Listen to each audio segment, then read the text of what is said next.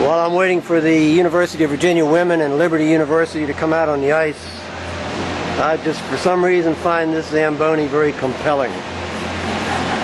But then I'm easily amused. But we are very fortunate to have an expert standing right next to me who's going to give you the history of the machine. All right, Bruce, the history of the Zamboni. All right. Well, the Zamboni was, Bob, invented by Frank J. Zamboni in Southern California, and the corporation still bears his name today. Most everyone thinks of ice resurfaces as Zambonis. It's that ubiquitous, although there is another company or two that does them, but Zamboni is the best known. Before these were invented, resurfacing a sheet of ice was a pretty laborious task. But now, they run it up and down the ice. They've got a cold water tank and a hot water tank. The water you see bubbling from the back by the towel there is hot water. It first throws down a cold water wash, then a very, very sharp blade, like a guillotine sharp blade, heavy steel, scrapes the ice smooth. Then that slush is gathered by horizontal augers that throw it to the center, and a vertical auger that throws it up and into the tank.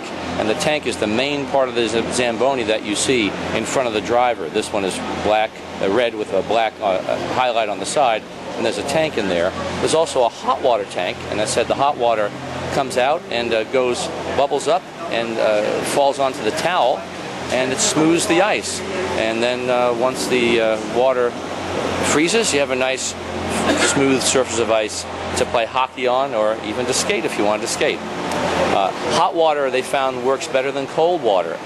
If you put cold water down, it has a bit of a layering effect, like phyllo dough. But hot water actually melts a little bit into the ice that's already there and creates a more unified surface. So thank you to Frank J. Zamboni. So a single pass does it, basically. Is that right? A single pass does it.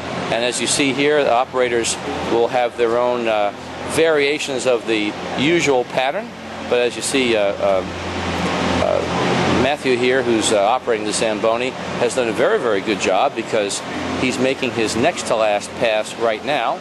And when he makes the turn and heads for the Zamboni garage there at the far end of the rink, he will finish.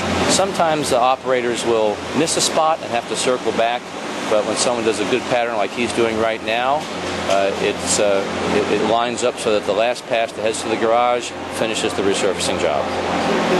So if somebody comes to Main Street Arena, not only will they see fast, talented hockey players, but they'll see super mechanical skills as well. Well, they will, and they'll see, what's been taken for granted now for 60-some years, but is a bit of a modern engineering miracle that Mr. Zamboni came up with in order to be able to resurface ice in 10 minutes or so, as opposed to perhaps an hour or more, and to have a better job done as well.